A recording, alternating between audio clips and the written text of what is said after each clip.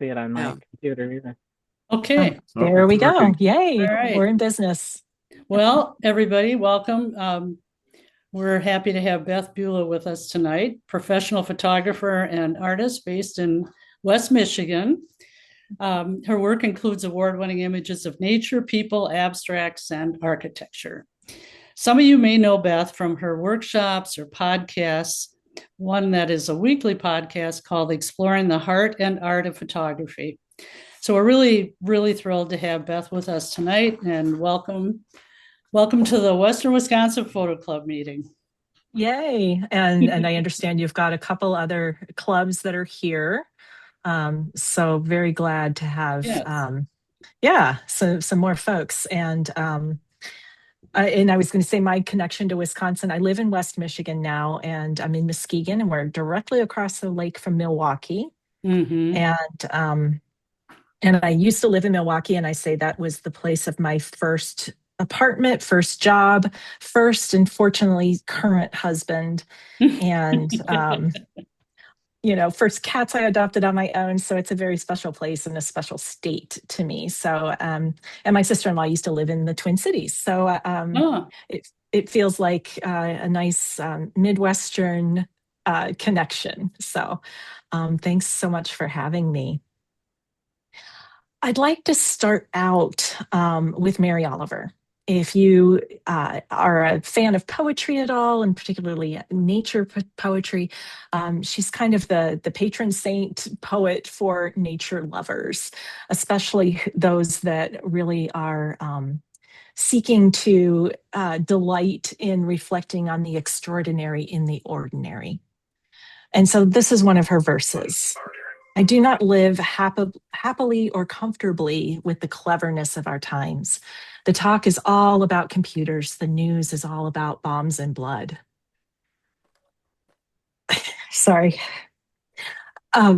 This morning in a fresh field, I came upon a hidden nest. I held four warm speckled eggs. I touched them, then they went away softly, having felt something more wonderful and all the electricity of New York City. I'm sorry, I've never gotten emotional reading that before, but I think it's That's everything that's understandable. everything that's going on. Exactly. And she wrote this, it seems like it doesn't matter when it was written, it's probably always, been true. So what I love about this poem is that it really perfectly encapsulates the mindset that I'm going to invite us into over the next, hour or so. Because as photographers, we spend a lot of time and energy and money pursuing the nature equivalent of all the electricity of New York City. For our time together, our focus is going to be on the warm speckled eggs that have just as much meaning and power. And as I share this more philosophical side of this activity that we all love, it might seem like it's adding a layer of complexity to something that we already do instinctively. We spend much of our photography learning focused on the more technical aspects of our gear and processing and techniques and composition in the field. But for our time together, I'm going to ask you to join me in exploring our relationship to photography, what we photograph, and why we're drawn to it. And this is not so we can overthink things or to suck the fun out of it, and not because everything needs to have a profound hidden meaning. It's more about adding some intentionality to our creativity, just having another tool to use when we feel blocked, and to help us facilitate thinking of different ways that we can tell a story through our images. This kind of storytelling is what I believe will keep photography alive as an art form. It's part of what will help keep AI from pushing us out. Since we can't take our relevance for granted, it's really important that we consider these different points of human connection. And so whether we're hobbyists, professionals, or we're somewhere in the middle, we all take photographs because we want to communicate something. We want to add meaning and beauty to our lives and hopefully to other people and the world. And that's what I'm asking you to consider as I share these thoughts tonight. So this train of thought of thinking about, iconic in photography started during a conversation I had on my Pixels podcast with landscape photographer Joshua Cripps.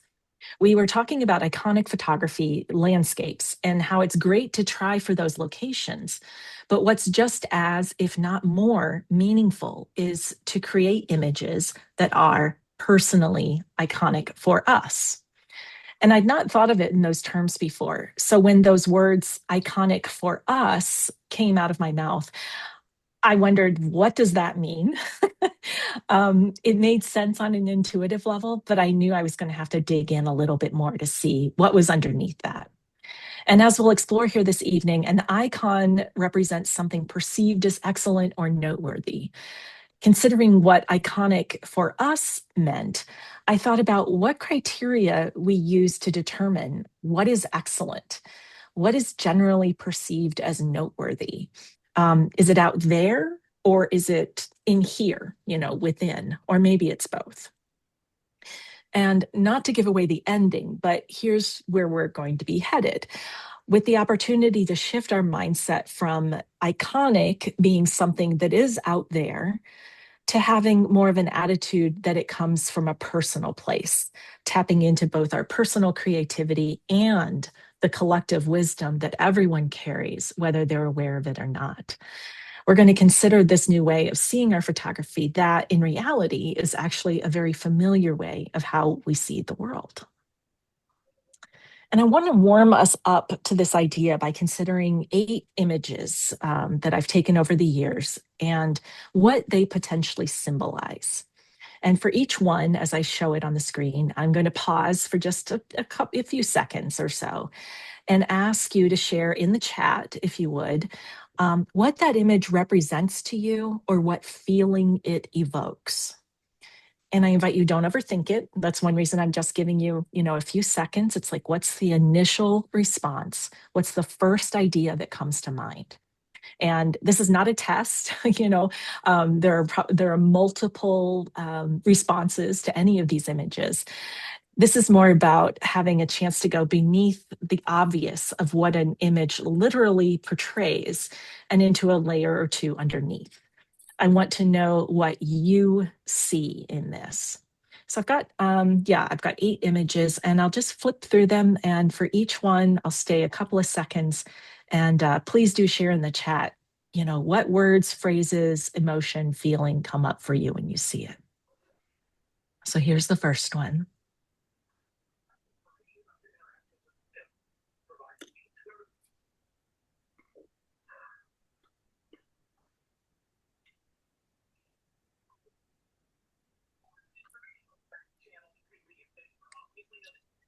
Here's the second.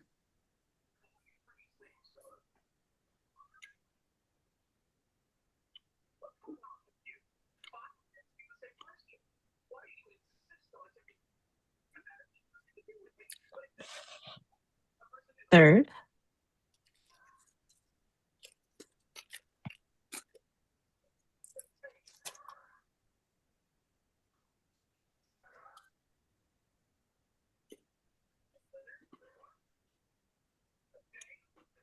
Here's 4.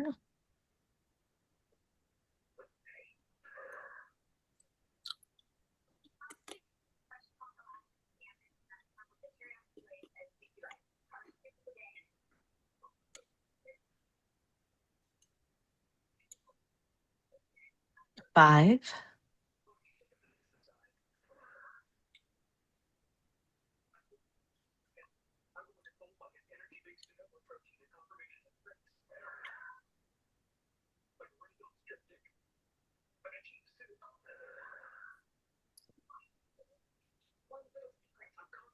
6.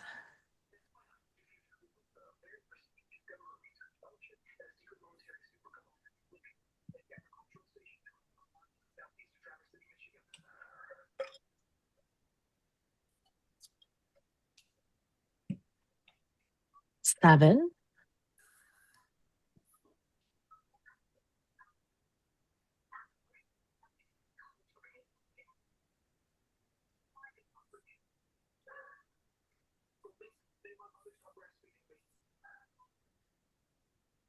And finally, 8.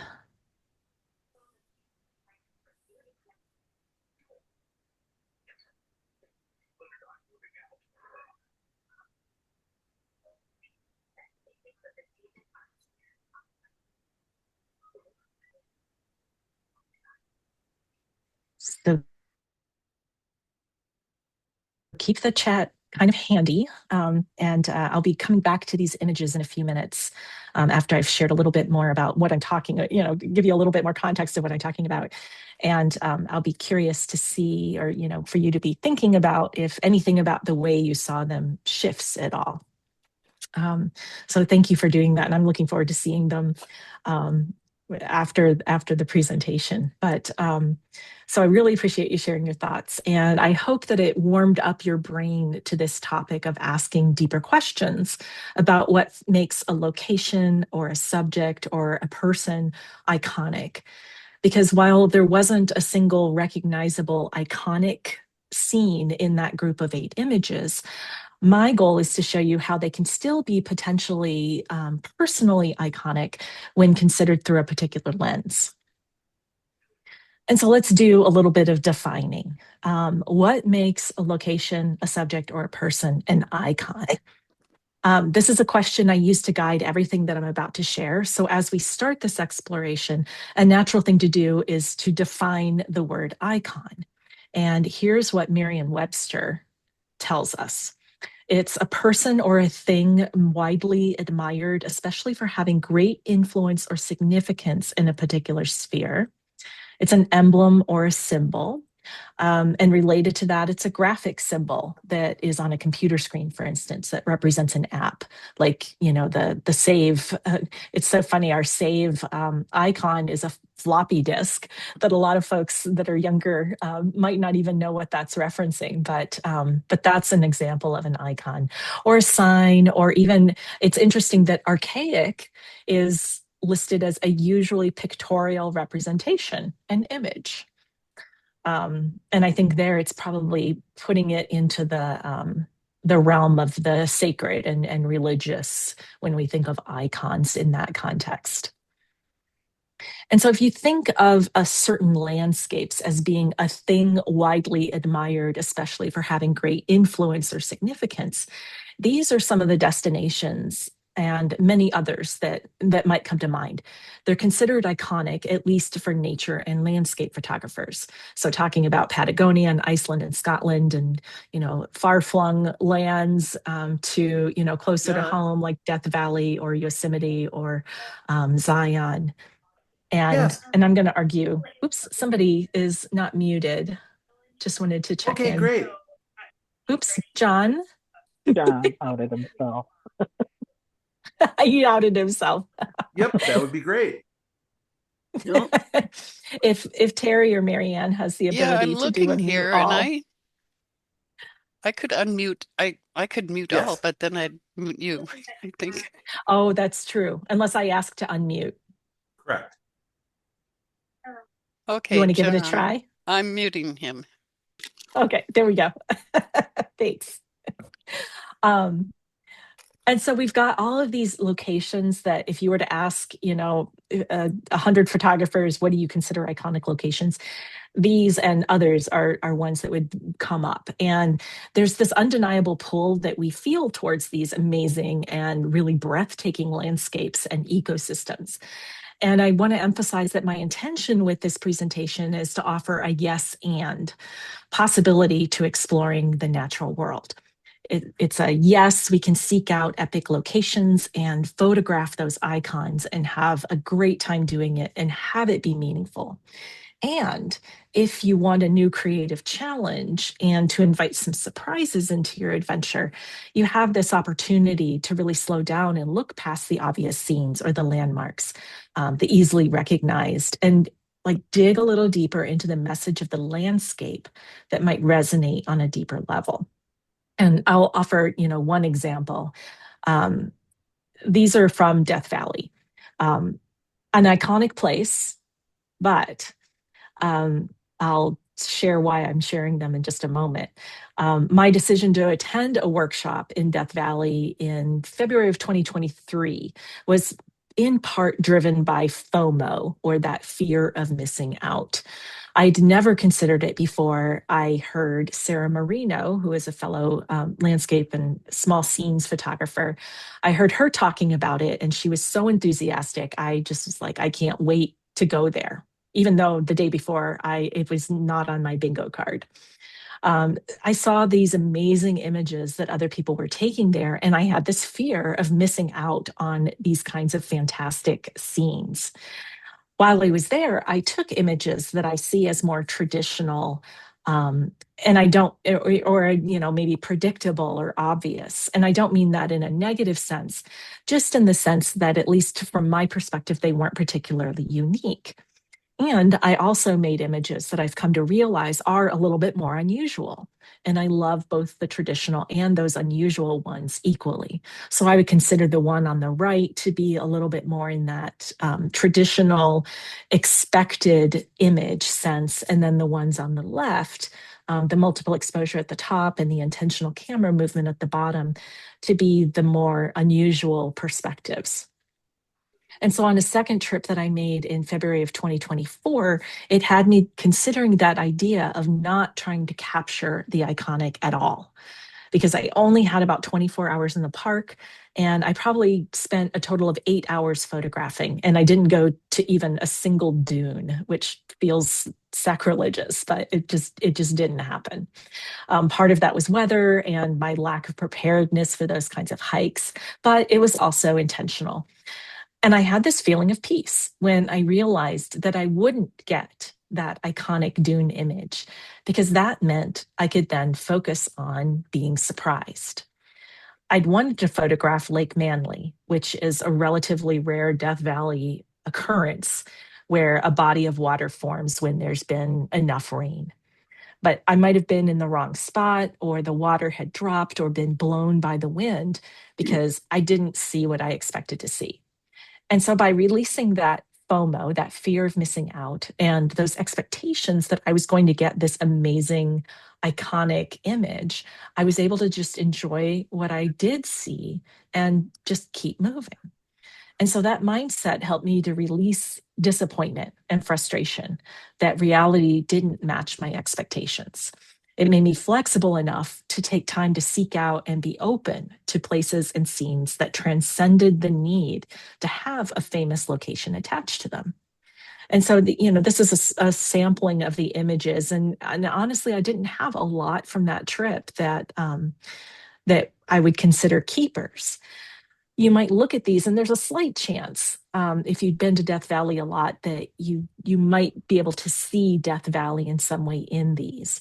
But I'm guessing even, most folks, even those who have been there and know it well, wouldn't assume the location.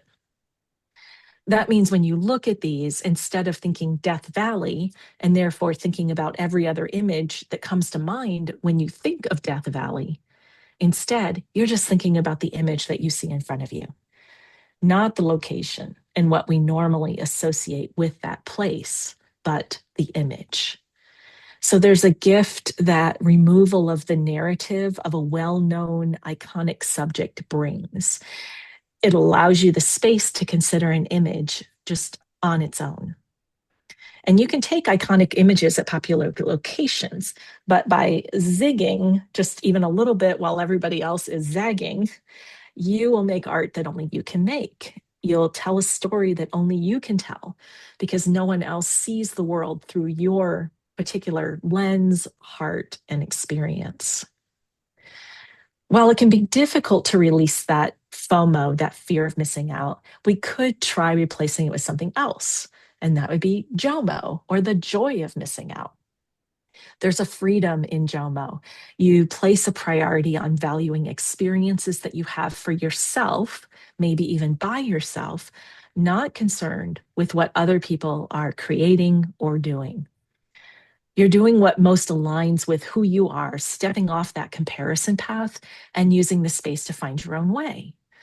And I find that JOMO is about releasing pressure, giving ourselves permission to photograph anywhere we are and whatever we feel we're drawn to, and to feel proud of those results, letting go of the belief that we have to be someplace amazing. Wherever you go, there you are. You carry your vision with you, no matter if you're in your hometown, your backyard, or on any of these photographic shorelines that we're lucky to have in the Great Lakes states. And so the next step, now that we've looked at icon, is to reframe iconic while coming from this joy of missing out mindset.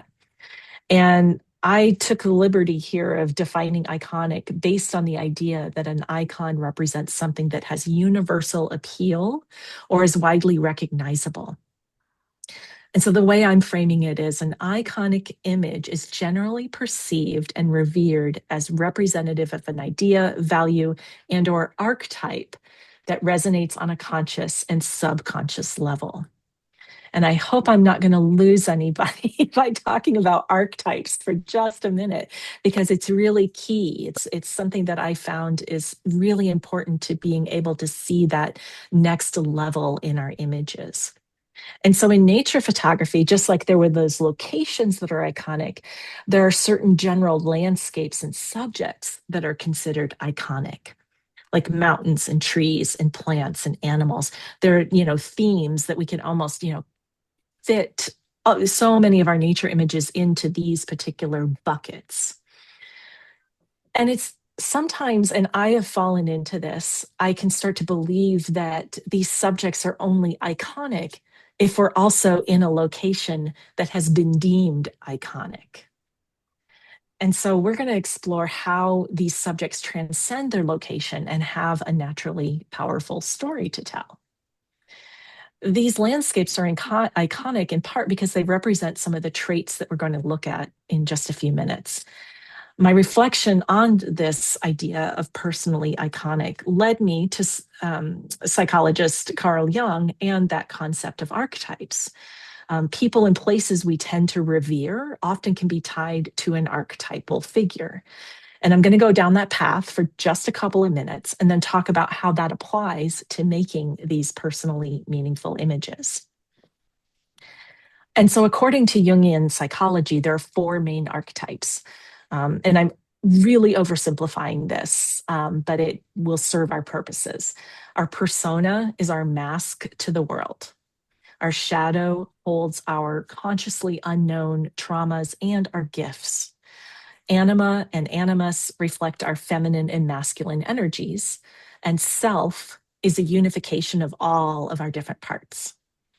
And so these archetypes are in relationship with one another and come together in different ways to form what are called archetypal figures. And you can see those listed here. And if you think about just about any narrative arc, it will have some or all of these archetypes represented. The easiest example is Star Wars. We have our hero in Luke Skywalker. We have the sage of Obi-Wan Kenobi, the wizard of Yoda, Darth Vader as the shadowy ruler, Han Solo as the explorer, the Rebel Alliance as the rebels, C-3PO and R2-D2 as the jesters, and Princess Leia as the innocent, the rebel, and even the caregiver. And combinations of these characters and their energies appear in every story ever told. So when we reflect on these patterns that are part of this collective unconscious, we're connecting to an iconic energy that resonates beyond what we can put into words. Now, it's easy to make these associations when we're talking about people or movies or stories. When we're applying this concept to nature and other types of non-people photography, there is a bit of anthropomorphizing that we do. These energies are something that we project onto our environment, whether we're conscious or not. And so I'm going to go back to those 8 images that I shared at the start, and we can see how they might reflect some of these archetypal figures. For instance, that very first one, and these are the way I'm seeing them. And so I'm curious how it might have overlapped or been different from the way you were seeing them. So I see that first one as that caregiver or lover, shown in an embrace or in some sort of display of support. The second one I see as a sage depicting balance and maybe even wisdom. The third one is a rebel. It's stubbornly growing in this harsh environment. And then the last one, ruler, in that it represents like stability and confidence and clarity. And then we have the ruler and the heroine, who's adopting this pose of power and strength. We have the dark mystery of the wizard, soft innocence of this flower. And then we have a brave explorer in this ancient landscape. So let's go another layer deeper. How do we move from thinking in terms of iconic in a general sense to more personally iconic? And one key characteristic of a personally iconic images is that they last. We come back to them repeatedly. Icons in society become icons, yes, because they represent something and they're recognizable, but not everything becomes an icon. It becomes an icon because it survives over space and time and shifts in culture. And so for our images, these are our personally iconic images are ones that we come back to repeatedly. Their meaning might shift and our relationship to them might evolve, but they hold up in some way as being meaningful and representative of our overall creative expression over a long period of time. You might find yourself, looking back at your catalog and you're now photographing maybe in a different style or a different genre. But there's something about the essence of those images that have, sort of endured, that they resonate across space and time. And in addition to being an image that's resilient over time, I define personally iconic images as those that are infused. If you're familiar with John Barclay, he talks about slathering yourself all over your photos. Is a very vivid image. And so when I use the word infused, that's what I'm thinking of, as infused with personal meaning and or perspective, whether they are of universally recognized or everyday overlooked objects. And that creation of personally iconic images calls us to push past the obvious and consider the essence of what we're seeing and what in that essence resonates with us on a deeper level. And then our next challenge is, how do we represent that essence in a photograph?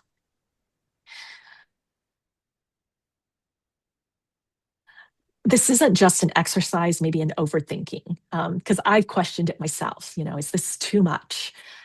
As I mentioned at the start, though, I'm convinced that one of the main ways that photography will remain relevant in the AI, what feels like a creative apocalypse sometimes, is by embracing storytelling, being able to articulate what makes our images human and how we connect our images to the brilliant and the very messy experience of being alive. I'm not saying that we need to bare our soul with every image, but rather just to look for that universality and that humanity in them, and to be able to speak to that through, maybe it's the title of your image, the caption, the artist statement, whatever makes sense. Or does the image maybe just stand alone without any of those things? And so what follows that I'm going to share are some small themes that don't include an objectively epic or iconic scene, and they are absent any recognizable landmark. But there is that universality to them in that they can represent these more universal themes and patterns that we find in these archetypes. And as I share them, I'm not going to tell you where I took them, as I want them to be location agnostic. A few were, in fact, taken in locations that nature photographers would describe as iconic or epic, or at the very least, a destination that they would go out of their way to spend time in. But by not sharing those location specifics, this is an opportunity to consider them just for what they communicate, not from where they're located. And my hope is that this will inspire you to look at your own images and consider what they communicate beyond those obvious ideas of the scene, the object that's being photographed, or the location. Now, trees, that's, a number of things you're going to see were on that list of those sort of iconic nature and landscape elements. And trees are a really perfect example of archetypes in nature. They can embody many archetypes at once. They have connection, rootedness, their life cycles, resilience. Maybe they represent the hero as well as the caregiver, in that trees provide protection and sustain thousands of insects and birds and animals, as well as our watersheds and just our entire ecosystem. And I often see the sage in the gnarled tree trunks and the roots that have twisted with time. Here in these images, I see femininity. This was taken at a sculpture park, and combining the environment with that sculpture brought those two separately, maybe iconic things together. And then I see mystery a little bit in that middle one, or some of that embrace, that love.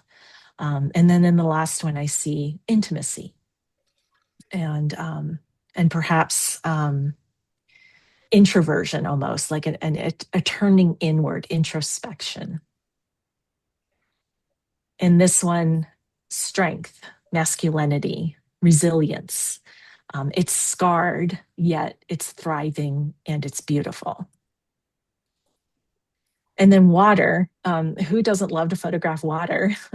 Is such a universal element, right? It's necessary for life, but it's also life-giving in a different way. And it's an icon no matter where you are. It symbolizes that life and sustenance, renewal, cleansing, calm, reflection. It's ever changing. It's, they say, like you never step into the same river twice, because it's always moving. The nautilus shell and then spiral patterns in general tell a story of life cycles and growth and evolution. And then here we've got, water interacting with land and showing its power.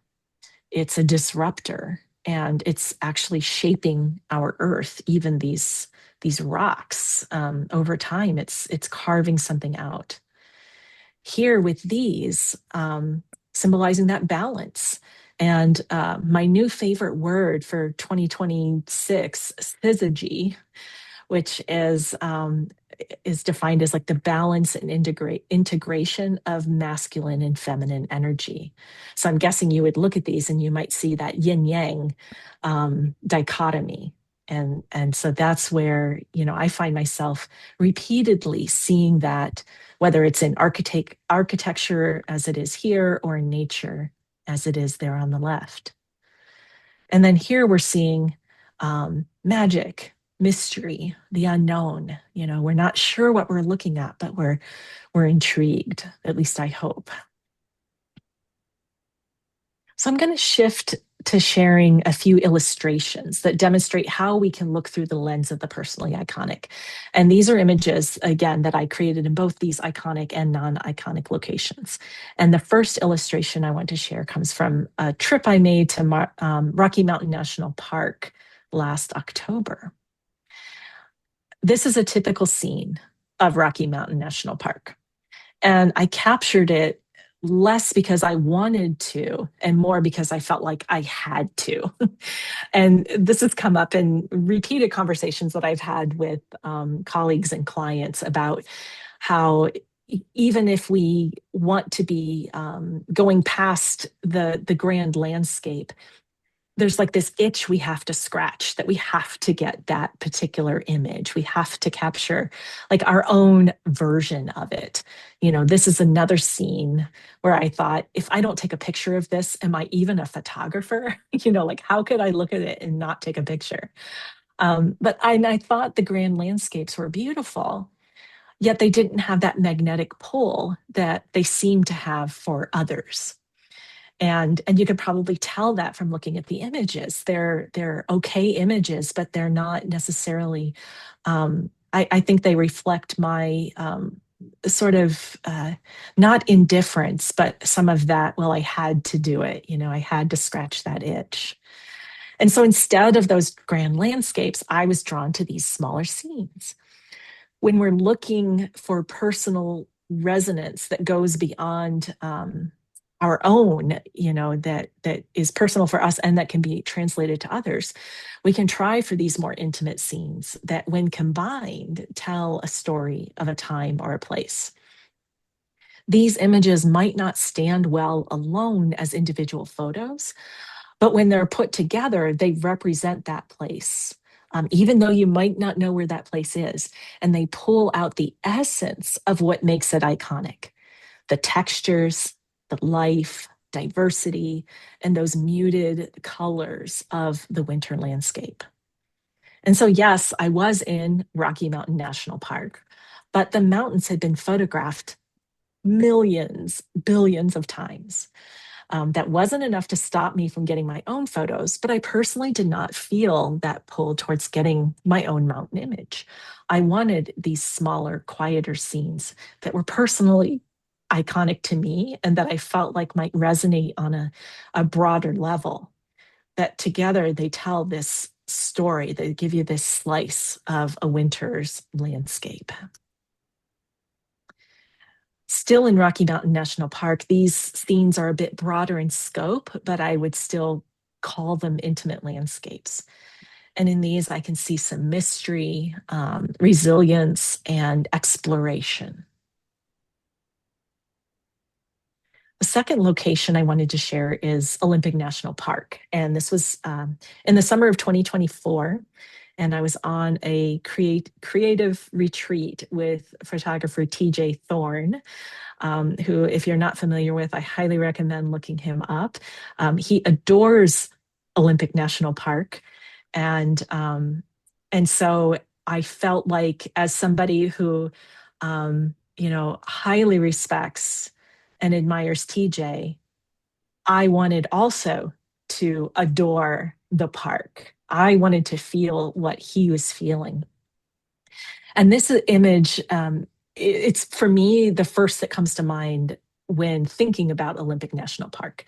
It's these iconic moss-covered trees and green and green and green. And what surprised me when I got to the park, and at first it was disappointing. And at first I actually couldn't figure it out. And then I was disappointed because I realized I was overwhelmed by the green. And I was overwhelmed by the chaos of the woods because we were just smack in the middle of the woods. And for some reason, as lovely as it wasn't speaking to me. I just felt I felt unease, ill at ease. And that really surprised me at first. And I wondered, what was I even doing there? Besides, wanting to experience some of that joy and awe that this person I admire experienced. And so, since I found the woodlands overwhelming, I focused on the water and the small scenes. Even as it flowed gently, the constantly moving and sometimes rushing river told that story of power. I often felt like I was seeing something of a reflection of the entire universe as it broke around rocks and it picked up sunlight that turned into stars. So I spent a lot of time at the river, and I was able to, see it in different light and in different moods, from this dark and mysterious to something that's a little bit more playful and cheerful. And they each communicate a different story. So most of those days I was at the river. And then finally, I was able to kind of turn my attention back to the green, to the plants.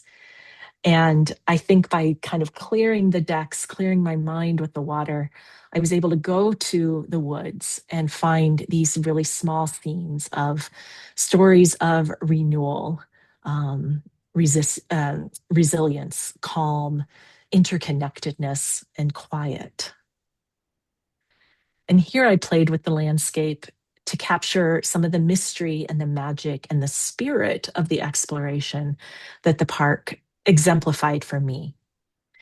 And so by being willing to let go of capturing those objectively iconic, moss-covered trees of Olympic National Park in favor of these personally meaningful images, I've added another layer of depth to the way I express myself, and it showed me I could be somewhere that wasn't quite clicking for me and find my way. And that meant I feel much more connected to these images than I would otherwise. And finally, a decidedly non-iconic location, and that's my neighborhood. I'm very lucky to live on a really beautiful street in the core of downtown Muskegon. And on the surface, there's not much that's obviously iconic. So here's the street that I live on, a spring view from last year. We are not quite at this level of things coming out on the trees, but I'm hoping within the next couple of weeks. So this is that view of the street that I live on. And I try to do seasonal walkabouts and be really attentive to the small details that we miss when we're just, driving by in our cars, or maybe we're walking the dog and we're focused on just like doing our task and getting back home. And so these are all from a walk that I took last spring. What got me out the door was that prospect of, some of those pink blossoms that you saw and some of the colors that were starting. But what I noticed as I kept photographing were the metaphors and the symbolism that was around every single corner. Here we see growth and renewal and growing. This is that growth and renewal, growing, aging, and dying at the same time as something new being born. All seeing this kind of resilience of leaves that have hung on all winter. And showing us the cycle of life. Looking down and looking, deeper into some of the plants that I was encountering, I see wisdom and sage, in this wood. That's what I was talking about before with those like gnarly parts of trees. I see caring in the way these are reaching out. In these, I see that rebirth and renewal of, a baby pine cone that has yet to fall on the the wooded floor and become really awesome kindling for a fire, or to be the home for lots of little bugs and insects. Another place I love to go is the alley behind the houses across the street from me. And so this is that alley in all of its scraggly glory. And it's really easy to pass it by. But when you slow down, it's really full of stories. And so I used my Lens Baby Velvet 56 for these. By using a little bit of multiple exposure, doing some things out of focus, getting down on the ground, I was able to find some of those iconic archetype feelings of like magic or innocence, fantasy. This particular plant here on the right, it's probably all of 3 inches high. But how can I, coax out something more of a story to it? Again, in the alley, these weren't in the spring, obviously, but here these leaves show the passage of time, themes of diversity and evolution. And in the case of the colorful leaves on the right, they were just arranged that way. I didn't touch them. So it's also evidence of nature as artist. And so it's by considering these themes of life and death, growth, innocence, magic, that I found images that spoke to me, even in an alleyway. And the goal isn't necessarily to create images that will win competitions or be added to your portfolio, although some might. And I've had some that I took in the alley that have, made it to the raw stage of a competition, which always surprised me. So you just don't know, but that's not necessarily the goal. The outcome is really developing and cultivating that new way of seeing things. And so, as I mentioned at the start, my intention isn't to suggest that you must ascribe deep meaning to every image you take. Some images are just fun or it's beautiful, and that's all it needs to be. Oftentimes, it's more about the experience of photographing than it is about the photograph itself.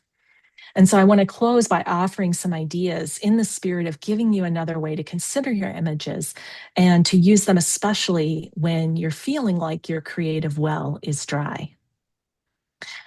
Release the assumption that you must be somewhere epic. And what this means at its core is no excuses. You don't have to travel. You don't have to be someplace exotic to take interesting images. And I have heard photographers say they get stuck because it's like, I don't have time to go somewhere. I can't travel. I don't have the money right now, or and so therefore they think there's nothing to photograph. And travel and exotic locations are amazing, and this is not to deny that. It's just acknowledging that reality that most of us don't have the resources to spend all of our time and money constantly traveling. So if we want to photograph on a regular basis, it's really helpful to adopt that mindset of acceptance of the circumstances of our environment and to really make the most of wherever we find ourselves. And in some ways, like what I have to do when I walk around my neighborhood or go into the alley, it's like I have to see it again for the first time. I have to try to, back up and pretend and see it with that beginner's mind and fresh eyes. I want to circle back to an idea I mentioned earlier about the role of location on how people perceive our images. When we decide to value what I call location agnosticism, we're saying where I took this image doesn't matter. It's not the point. What we're valuing is expression over environment. And of course, the environment and the location is certainly a factor when you're looking to communicate a message about a specific place. And making that image and traveling to get it is fun. And these new and interesting locations really energize us. And as I said before, wherever we go, there we are. It might sound a little harsh, but I've come to think, at least for myself, if I can't find interesting images close to home, I'm not going to be able to make interesting images when I get to an amazing location.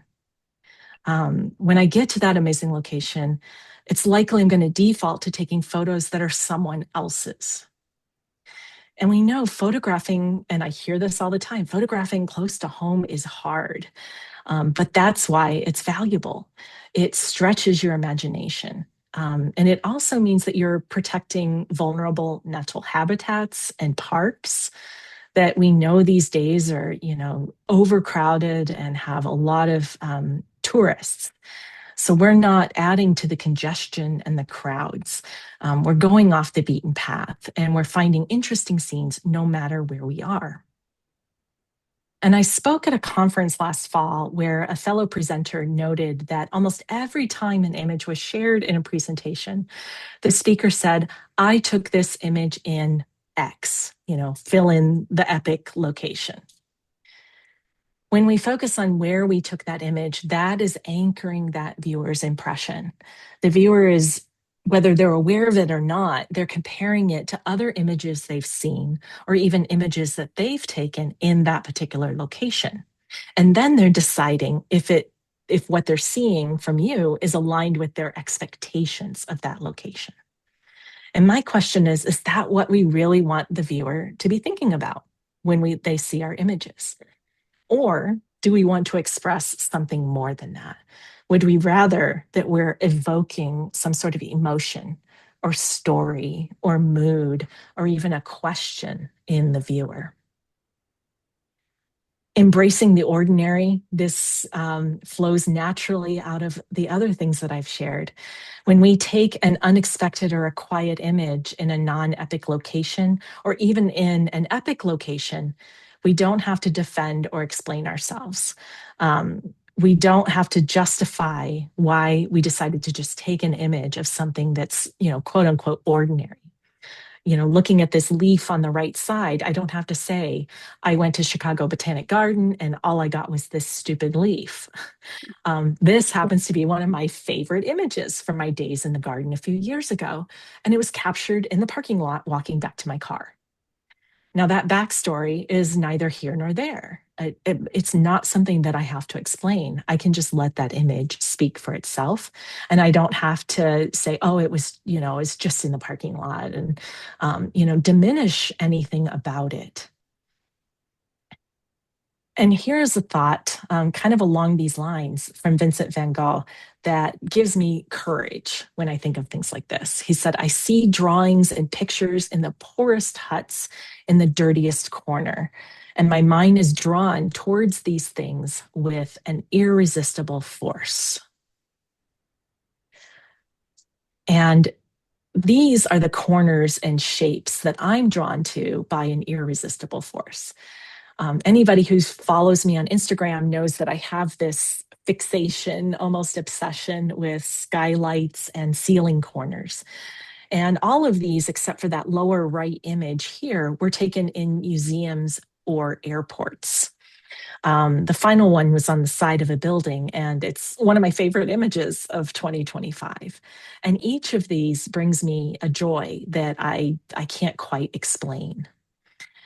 When when it came to sharing images like this, that, it felt like these are decidedly unepic, uniconic, non-iconic, I was kind of slow to trust myself. And maybe you have images in your own Lightroom catalog that are sitting there that you're like, you love them, but there's something that you're not quite trusting about sharing them. And at first, I was, self-conscious about that obsession and wondered what possible value these images would have. And then I decided I didn't care. I don't have to explain why I love the ordinary. If they bring me happiness, if they bring meaning to me, then that's what matters most. If it brings you happiness, if it brings you meaning, that's what matters. That's where their value is. There's no need for apologies or disclaimers when we act on what makes our heart sing, as, again, John Barclay would put it. When you confidently share an image where you're thinking, nobody's going to get this, but you share it with joy and commitment, what might have been perceived as mundane or weird becomes interesting because you have made it interesting. And when we trust in our images, others feel that energy and they respond, at least with curiosity. And at best, in those moments that might light us up, they respond with some joy that matches ours. And so even though I don't need to explain why I love these, I've still thought a lot about what makes these underappreciated architectural assets so incredibly compelling. And it does go back to what I was sharing around these universal themes and even archetypes. Across time and space, geometric shapes like circles and squares and triangles, they've always held a really prominent place in art, in rituals, in symbolism, and in myth. And psychologically, these clean forms provide a sense of order and stability and calm. And it's likely no coincidence that my fixation began just as the world was emerging from the pandemic, which was, as we all experienced, this time of uncertainty and a certain amount of chaos on a level that most of us had never, personally experienced. And so in a time of discord, we look for harmony. When there's disarray, we look for order.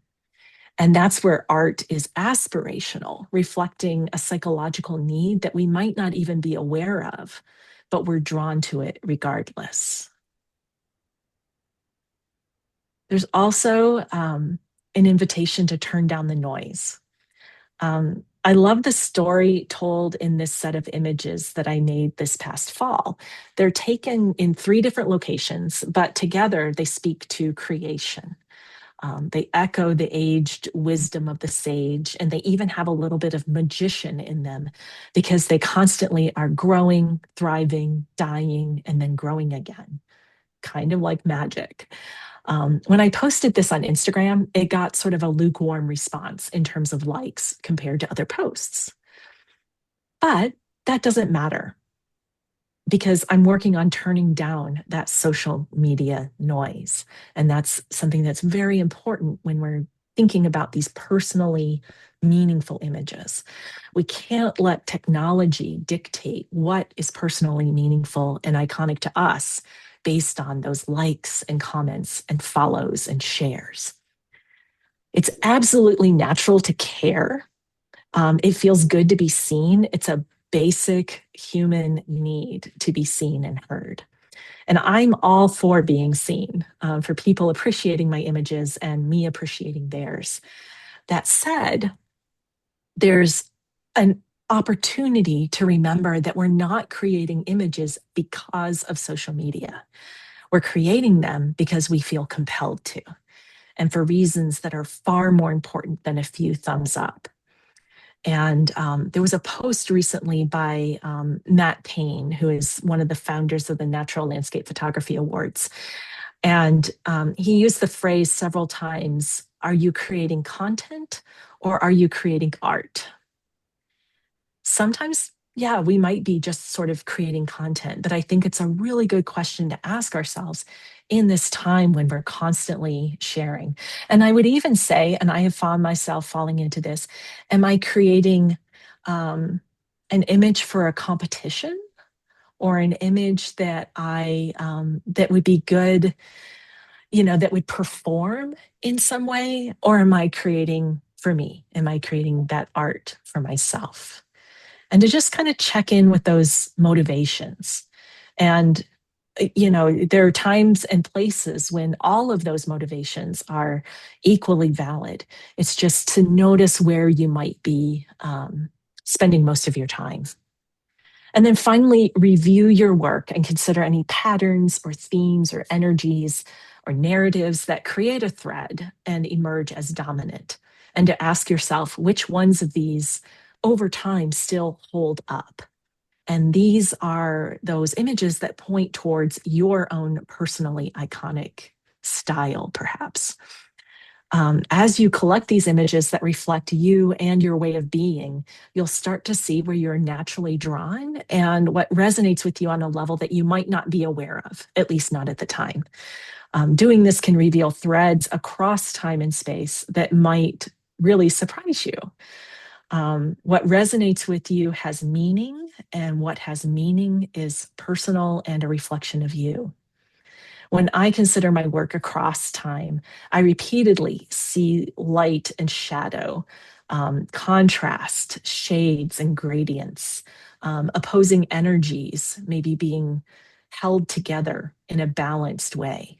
All these images were taken over, in all separate locations, different times. And I don't even know that I was aware of the connection between them until I started looking. So before I wrap things up with a few questions to offer for you, and then to see if you have any questions for me, I want to share just a few ways and opportunities that you can connect with me. I send out a twice a month newsletter that features usually a short essay on whatever bee in my bonnet that I have that week. And I also share any offerings such as new podcast episodes or retreats or masterminds or mentoring that I'm offering. I'm also most active on Instagram, and I hope you'll check out my podcast. It's called Pixels, Exploring the Heart and Art of Photography on YouTube. They are long form interviews with really amazing photographers from all over the world, and really in-depth conversations that are very energizing. I also just started an abstract photography sandbox, is what I'm calling the community, on school.com. It's a free community. And if you go to skool.com and search for Abstract Photography Sandbox, you'll find it. And if anybody wants to reach out to me, I'm happy also to share the invitation link. I am, as you can imagine, and I hope you're with me on this, a firm believer that the Midwest, the Heartland, offers a lot in the way of photographic opportunities. And so I've started Heartland photography retreats and workshops. And the very first one is happening at Pictured Rocks National Lakeshore up in the UP up at the end of September. Right now it's sold out, but we know things happen. And so if you're interested in being on the wait list, I encourage you to reach out to me, and I will make sure that you're on that list.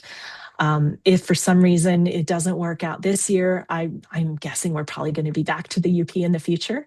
But I am also doing a workshop in September of 2027 with landscape photographer Murray Livingston. He's mostly based in South Africa, but comes over to the States for these kinds of offerings. And this time we're going to Black Hills National Forest and the Badlands National Park in South Dakota. And I was kind of surprised when I was doing research, like, oh, South Dakota and North Dakota are in the heartland. They're considered Midwest. So if you're interested in that, please reach out and let me know. I also have mastermind groups that are starting in September. They are focused on abstract and experimental photography. It's a year-long program.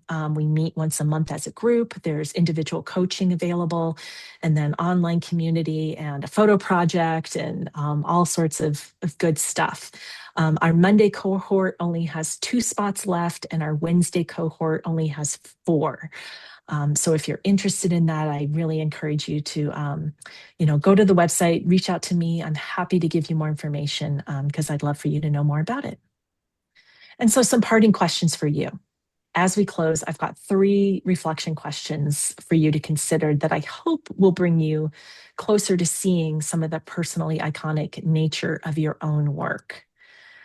So to ask yourself, what is iconic? What's symbolic, meaningful, even essential, like foundational to you and your creative expression? Then how does that personally iconic show up in your images, in your work, in any projects you've done, in how you approach your photography? And then what would it mean for you to create more personally iconic images? What in your photographic practices, and this could be on the technical side, it could be on the artistic side, it could be on the mindset, approach side. What do you need to start, stop, or keep doing or being in order to experience that ability to create more personally iconic images? So I hope you'll take these questions and maybe mull them over for yourself in that spirit of digging in and finding, what really has meaning for you. So I always invoke my 7th grade social studies teacher, Mr. Holt, who would end all of our classes with questions, comments, snide remarks.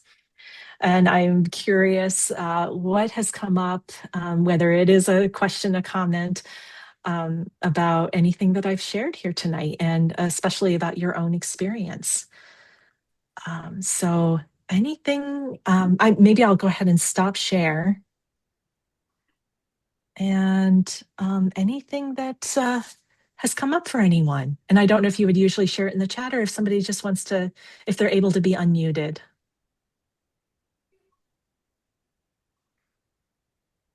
And I'll defer to Terry and Marianne. Well, I think anybody can unmute themselves. Okay, good. I was really inspired because I've gone to those iconic places and I've been happy with that. But more lately, I've been looking at the smaller scenes and what they mean to me. Yeah. Mm-hmm. I hear that kind of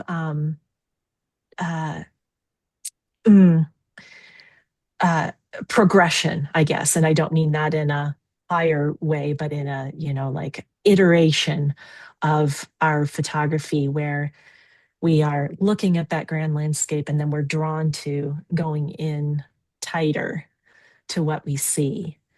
And then when we do that, we find that there's something to photograph everywhere, right? So I'm guessing, Terry, maybe you're seeing more with that new perspective closer to home. Well, even inside my house. Exactly. Yes. Even inside your house. Yep. And Steve says, when you start taking photos for yourself, they will be more interesting. Exactly. They'll be much more interesting to you. They'll be much more interesting to other people.